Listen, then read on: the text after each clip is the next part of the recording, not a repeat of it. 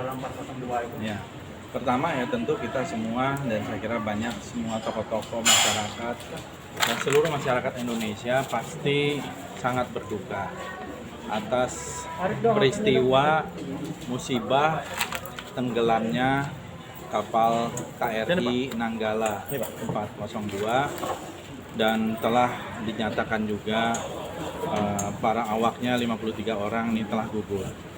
Saya yakin dan kita mendoakan semoga mereka menjadi syuhada gitu ya. Amin. Karena mereka berjuang di dalam tugas dan juga mengalami musibah yang tidak kita inginkan. Dan ini juga merupakan satu pertanda memang kita harus segera melakukan modernisasi alutsista kita. Gitu ya. Karena kita ini adalah negara kepulauan, tentu di dalam proses penjagaan wilayah dan integritas teritorial membutuhkan peralatan-peralatan canggih modern termasuk yang konvensional maupun yang sesuai dengan kemajuan-kemajuan ilmu dan teknologi sekarang belakangan. Saya kira kapal selam ini tetap sangat diperlukan dan kita kan sudah mempunyai kapal selam baru ya, kalau itu yang lama yang dikerjasamakan sejak periode pemerintahan yang lalu dengan pihak Korea Selatan. Nah, tentu kita berharap bahwa yang akan datang modernisasi alutsista itu sesuai dengan harapan undang-undang, yaitu terjadi transfer of technology. Jadi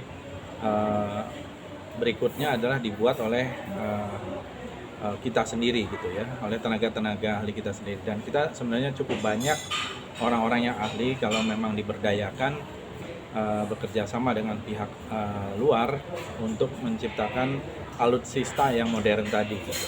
Jadi ini menurut saya tepat kalau kita sekarang juga membuat satu prioritas perhatian dalam modernisasi alutsista kita, baik di darat, di laut maupun di udara. Ya, sebagai contoh misalnya di udara itu sekarang kan drone ya, drone atau pesawat tanpa awak, bahkan beberapa negara juga sudah mengembangkan drone laut ya untuk mengecek itu.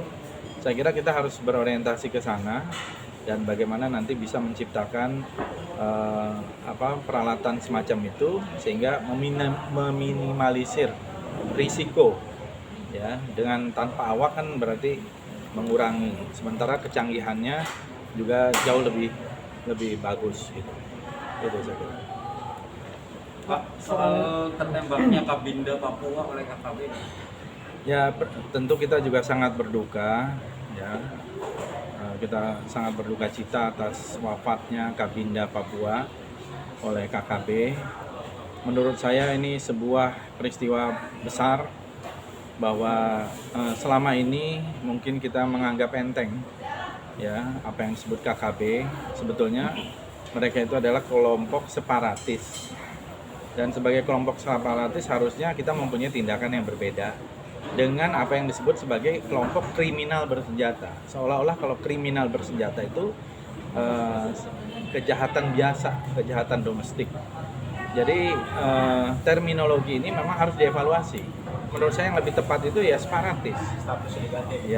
Ya, dengan adanya separatis, tentu yang akan menjadi mereka yang di garis depan itu adalah gabungan mungkin ya, TNI dengan pihak kepolisian.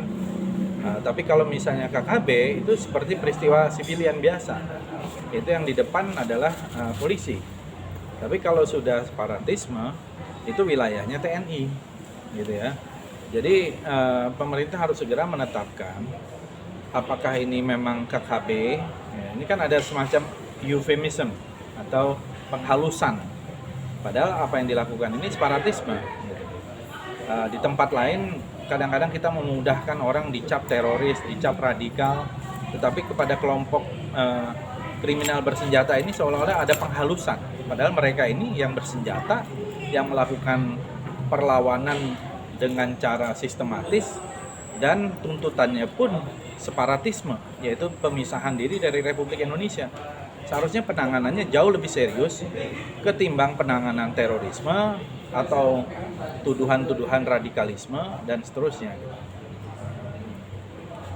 Cukup? Pak, setuju berarti Pak yang apa dikatakan Pak Ketua MPR RI Pak, yang dibabat habis dulu baru kamunya terakhir.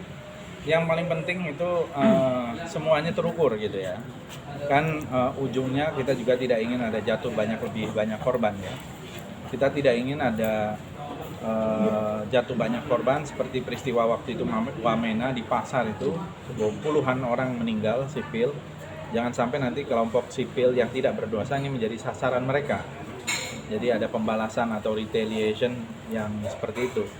Jadi yang paling penting adalah bagaimana kelompok separatis ini ditangani secara terukur gitu. Dan itu menurut saya harusnya TNI berada di depan ya, karena ini wilayah untuk pertahanan. Pak, satu lagi, ada desakan mundur terhadap Pak Prabowo jadi Menhan dari salah satu tokoh ulama, gimana Pak tanggapannya Pak? Kan itu nggak ada urusannya kalau dengan Nanggala ya. Tentu itu kan kita sama-sama tahu bahwa saya kira Pak Prabowo sebagai Menhan sudah menjalankan apa yang menjadi tugas-tugas beliau.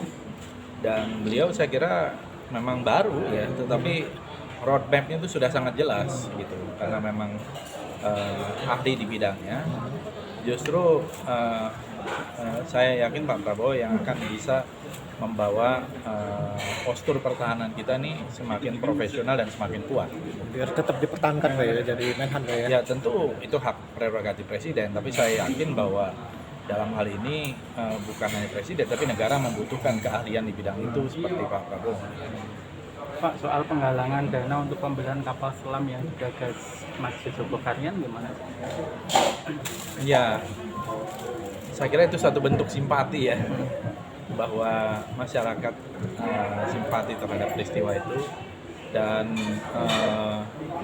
kalau memang itu sebuah langkah yang serius ya dari berbagai elemen masyarakat di seluruh Indonesia, saya kira itu bisa menjadi sebuah gerakan yang masif gitu ya.